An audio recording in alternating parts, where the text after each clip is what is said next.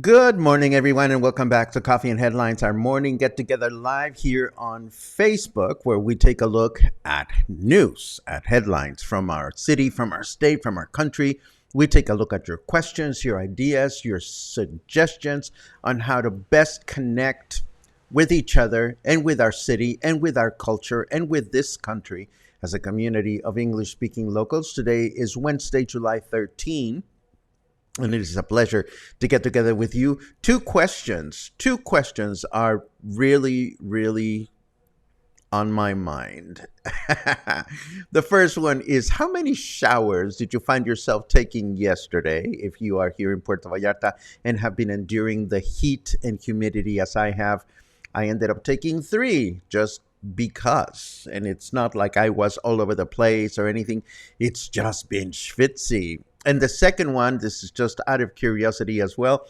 Did you even notice the blackout in El Centro from last night? Apparently, there was a loss of electricity, a power outage very, very late at night. So unless you were out discoing at a nightclub, you may not have even noticed, but apparently all the health clubs, the nightclubs in the city in El Centro ended up being dark for a few hours just because there was a power outage. I understand that it was restored. And if you live in El Centro or thereabouts, I certainly hope you have electricity this morning. So those things are keeping me a little curious. Jill says she took 5 showers yesterday. I can't say that I blame you, girl, because I tell you, it's nasty. It's nasty. So, but it's a good thing that at least we can take those showers. I mean, there are parts of the country where water shortages continue to be an issue.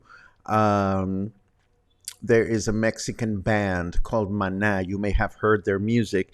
Apparently, they did a concert in Monterrey, northern part of the country, where I was born, and where people were threatening to take massive showers in a public artificial lake.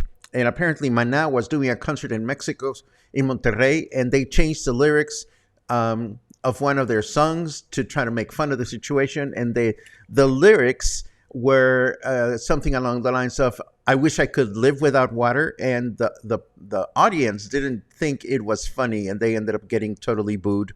I don't have the news on that prepared, but just something that I read. Anyhow, today, as always, we have interesting, fun news, things that are going on here today, in the near future, and a couple of important events that are coming up. And of course, we have some reminders to share. And here, of course, we're getting used to a certain kind of, computers now don't have as many plugs to connect things to. So I had to order a special external chingadera switcher to be able to connect the camera and the microphone and this, that, and the other, which is why yesterday I was not able to put into use our good camera. But we're learning, we're getting used to it. And as Ronald says, it is a good thing that we have the sync issues behind us. I may get bold next week once the new Switch arrives and bring out the pickle. We haven't seen the pickle in a long time, and we have not been able to have fun for the longest time because technology finally caught up with us. Anyhow, let us get started with our news for today. I hope you'll find it interesting. And of course, we won't do that before, as always, reminding you to let us know, if you care to, that you are new to the broadcast. You can do that by writing the word new in your comment, and we'll give you a nice little welcome. We'll be looking for those news. And also, if you have something truly important that you wish to share, make sure that you add a capital letter Q at the beginning of your comment so that we can look for those as well. Let's get started.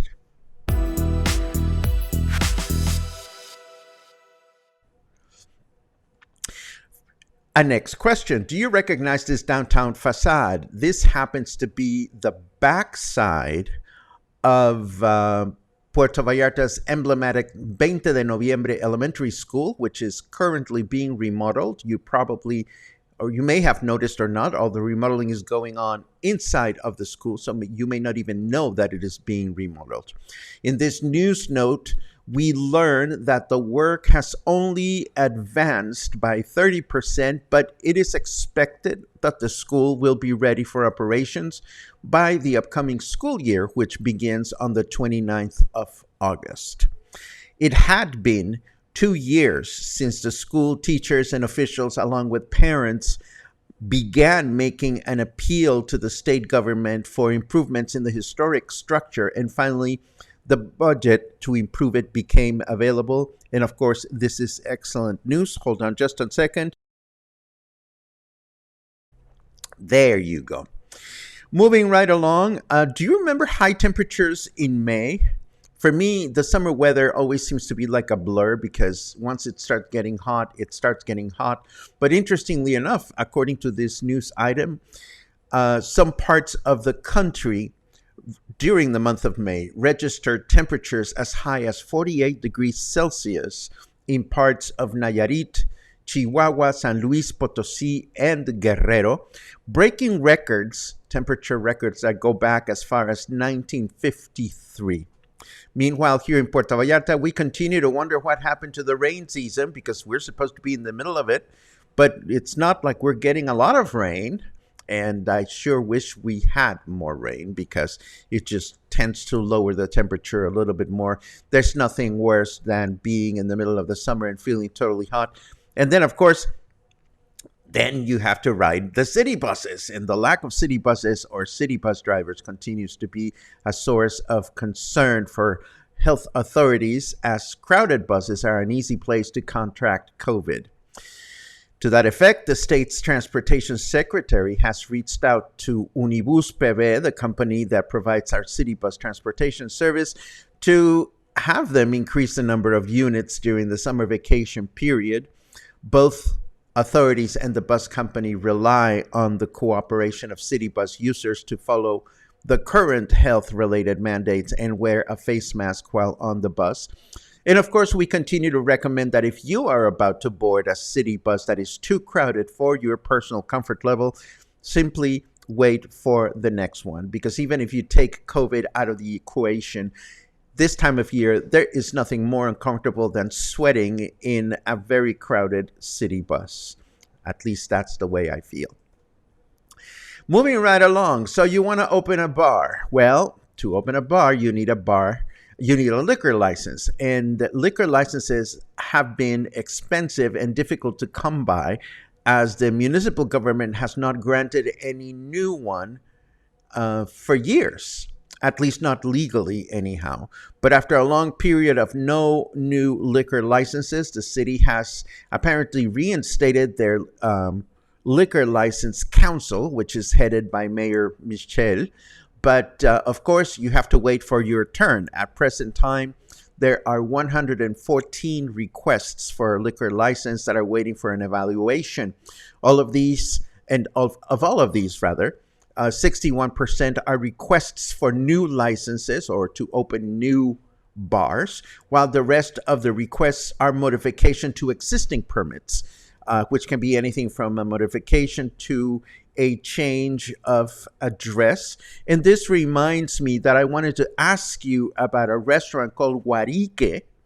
I saw this on Facebook and I forgot to bring it up as part of the content for today. There is this restaurant called Guarique or Guarique. I don't know how you pronounce it, but I remember this restaurant used to be in Emiliano Zapata, was highly recommended to me by a number of people, and I never got a chance to visit it. And I noticed that they are reopening at the end of this week now in Colonia Lázaro Cárdenas, which is the neighborhood that's right behind the stadium.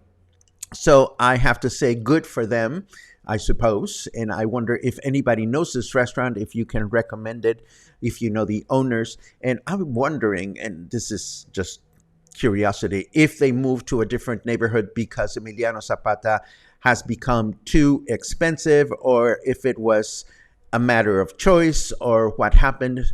If you have any comments to this effect, they will certainly be appreciated. Now, let's take a look at the weather just to see maybe we'll get some rain in the next few days. Let's take a look.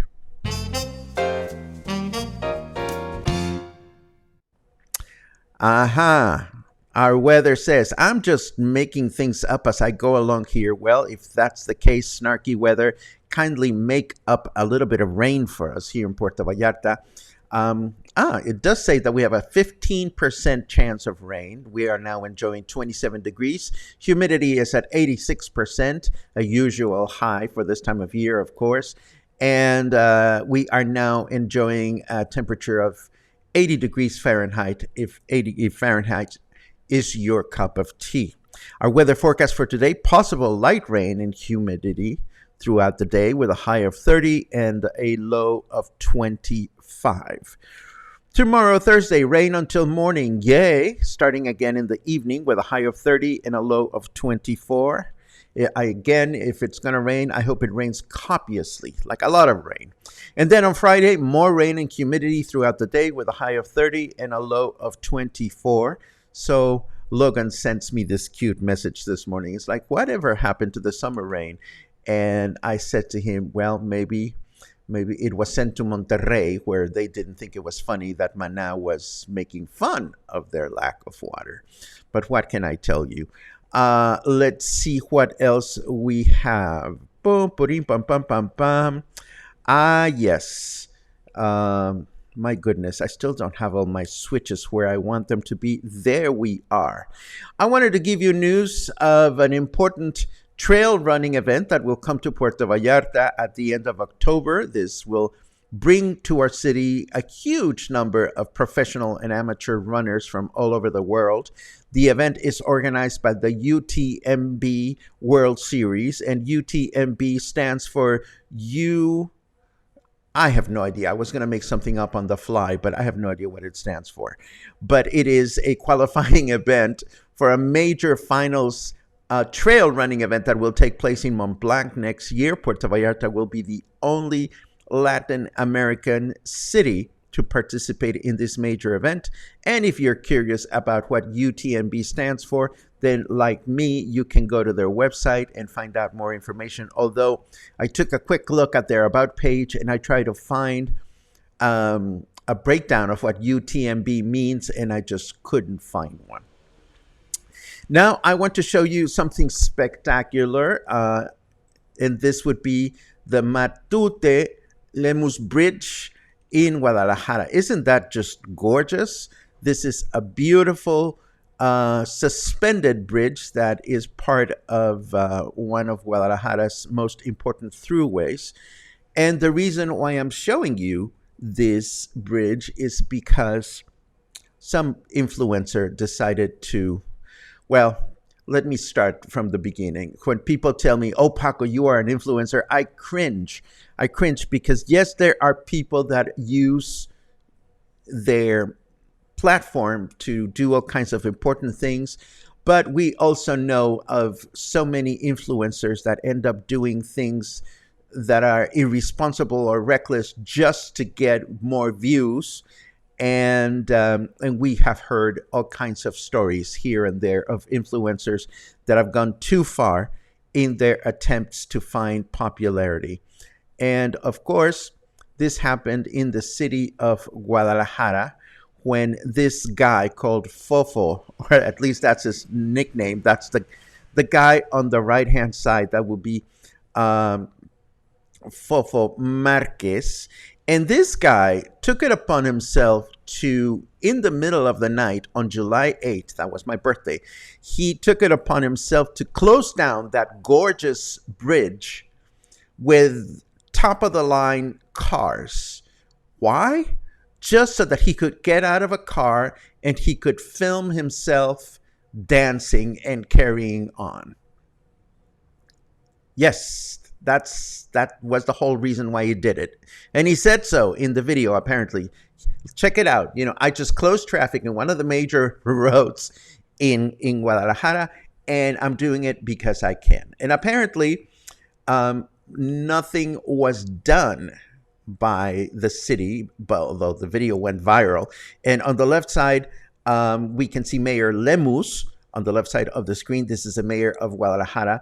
And what happened was, on the next night, on July 9th, another influencer decided to go and challenge this Fofo guy and said, "Oh, you think you can do this? Well, I can do it too." So a major throughway in the city of Guadalajara was arbitrarily closed by two influencers, one after the other, just because they had big balls to do it. And of course, these videos went viral, but the city, the residents of Guadalajara were just fuming. It's like, when is the city going to do something about this? So now what has happened is that this Mexican influencer has been found by the authorities, and first he apologized and he said, "Well, I didn't realize that my actions were going to be so irresponsible." And of course, that was not enough for the mayor of the city of Guadalajara. He's going to get mega fined, and even though he has offered an apology, the mayor has said, "Fuck your apology, man. I mean, if you want to know the repercussion of your actions, you're going to get a fine. You have to do community work. You have to sweep under the bridge." So this is one of the reasons why, when people tell me that I have clout, or that I am an influencer, or that I'm a YouTuber, I really, really don't get along with those titles. They're just not for me. Moving right along, and I share this with you just because I thought it was interesting. What do you know? Moving right along, check this out. These are two beautiful opossums, or tlacuaches, and this image came from Mexico's Secretary of Culture. I love their Facebook posts because they're constantly posting interesting factoids about our history and our mythology. And the opossum, turns out, was an important little creature in the Aztec mythology. According to Aztec mythology, Quetzalcoatl, who was the god of winds and rain, transformed into a tlacuache, or an opossum, and entered the infraworld to steal fire from the god of death and to deliver it to humans. Sounds too much like Stranger Things on Netflix? Well, maybe that's what it's all about. And where is my boom boom when I need it? There it is. But check it out. These are absolutely beautiful. These are gorgeous tlacuaches that were discovered while people were excavating in ruins in Mexico City. And I thought I would share those with you. Moving right along, where is my next slide? Yes. Of course, this has nothing to do with us, but just in case you've been sleeping or you have not been following the latest on the James Webb Telescope, we love Vox, the website, because they have great explainer videos. And once again, we show you an article of why the new James Webb Telescope images are such a big deal, in case you are curious. And of course, I want to share a reminder once again of our upcoming meet and greet which is going to take place on Thursday, July 21st from 7 to 9 p.m. at Whiskey Kitchen, with plenty of ceiling fans and fans for all of us to enjoy our company and to enjoy the weather and to enjoy the summer. If you have not gone to Whiskey Kitchen in Versalles, it is a beautiful venue. And we had a lot of fun in our past meet and greet there. So I'm hoping that you will join us. And I know that we're going to welcome some new friends that we haven't had a chance to meet before. And I am looking forward to meeting you all and thanking you in person for being such wonderful contributors to this cluster, this community that we call a cluster. And now let us take a quick look at your good mornings and all your comments just to see what everybody is up to today. As always, we love the good mornings. We appreciate a good hello and a friendly hello. Let's see what we have. Let me search for new. Do we have any new people? I don't see any new. Okay. But I see a lot of old. And that's always lovely. Let's see what else we have. Aha.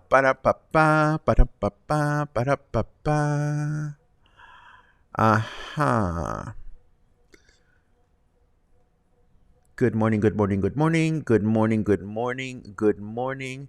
Jill told us about her 5 showers yesterday. I think I may have 3 or 4 today. Thank you for this report, Mike. Lights out in Emiliano Zapata 2 for about half an hour around 12:30 in the morning. There you go. Kelly says, Fair from Mana is a customer of mine. He loves my place, or so he says. Good for you. Let's see.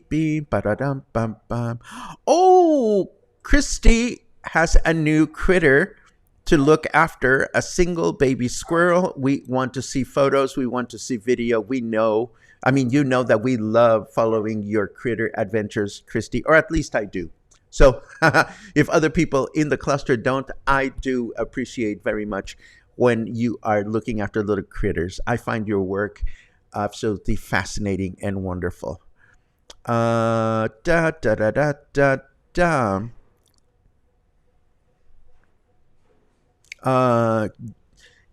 Dan comments on the drought in Monterrey. Yes, a couple of weeks ago, we mentioned that somebody had organized a community shower in a public artificial lake. I don't know if that actually happened or not. Here's an interesting factoid that I didn't know much about. Huarique is owned by the same guys who have the butterfly sanctuary.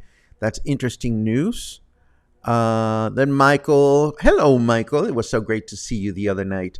Michael comments that they closed a long time ago, perhaps 2 years ago. They are the same ones who opened the butterfly place out near Mojoneras. Glad to see that they are back in the game. That makes 2 of us. And more information to that effect. Thank you very much. I hope they do well. I really, really do. Isn't the end of October a ridiculously hot and humid time to be trail running here? What a great comment, Kelly. I think for folks like you and I who are probably, I will not speak for you, but you will not see me trail running any time of year, period. But what can I tell you? I think you're right. It's ridiculously hot and humid, but maybe that's part of the challenge, and maybe that's why they're doing it. I sure hope I can watch from the comfort of my ceiling fanned living room, if it's even possible to do that. Sheila asks, does everyone see what Paco is saying at the bottom of their screen, or just me? I understand that this is a function of automatically generated subtitles by Facebook. Facebook generates automatic subtitles on the go, and I understand that you can turn them on and off if you want on Facebook. Let's see.